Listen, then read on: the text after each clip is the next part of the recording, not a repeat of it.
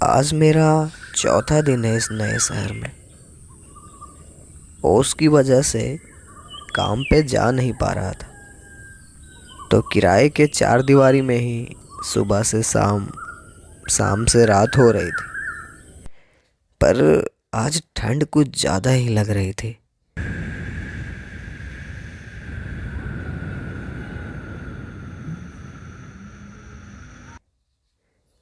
एक शांत से कमरे में किसी कोने में अंधेरों से बातें करता मेरी ही आवाज़ मेरे कानों में गूंज रही थी।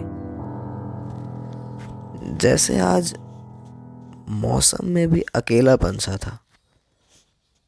काली रातों में सफ़ेद धुंध की चादर ने पूरे घर को अपने आगोश में ले लिया है। पत्तियों से ओस की बूंदों की टपकने की आवाज़ आ रही है।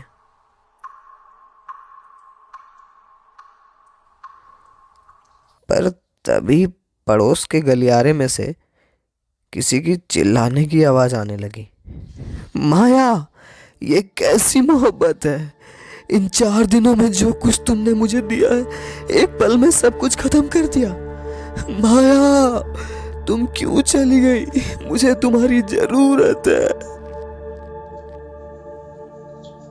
अजीब सी दर्द थी उस आवाज में, जैसे कोई बिजली सी आ गिरी हो किसी के खुशनुमा जिंदगी में। मैं वहीं कोने में बैठा उस आवाज को सुन ही रहा था कि अचानक से मेरा मन मुझे उस गलियारे की तरफ खींचने लगा। तभी मैंने अंगीठी में लगी आग बुझाई और अपनी पुरानी सी मफलर और उस गली की तरफ बढ़ने लगा। मुझे समझ नहीं आ रहा था कि मैं कैसे उस आवाज की तरफ इतना आकर्षित होने लगा था।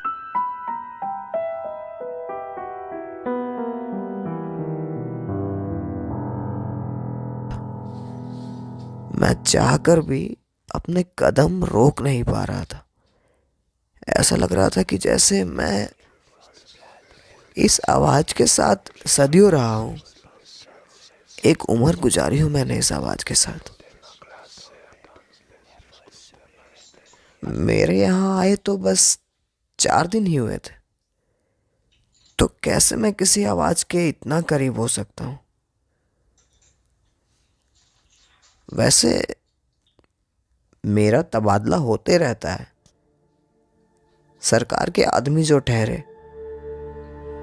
तो बड़ा अनजान सा शहर था ये मेरे लिए। पर मैं धीरे धीरे अपने कदम उस गलियारे में बढ़ा रहा था कि वहीं दाहिनी ओर पहली मंजिल पर एक साया सा नजर आया। ऐसा लगा जैसे मुस्कुराकर वो मेरा स्वागत कर रहा हो। बड़ी अजीब सी बनावट थी उस घर की। मुझे ऐसा महसूस हो रहा था कि एक उम्र गुजारी है इन दीवारों के बीच। कैसे मैं इन दीवारों को जान सकता हूँ? वो जानी पहचानी सी आवाज।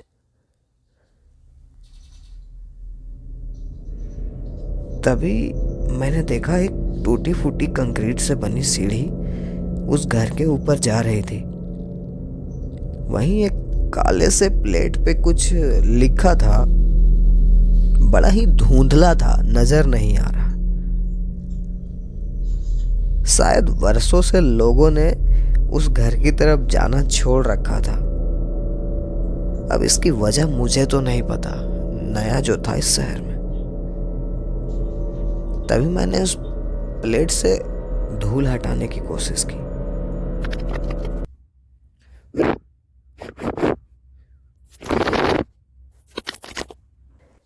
पर उस प्लेट पे लगी धूल पत्थर के जैसे उन नामों से चिपक चुकी थी।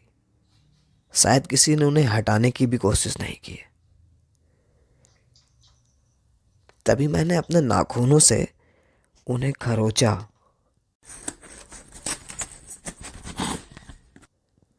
और मेरे सामने लिखा था, मिस्टर बिराज and Maya.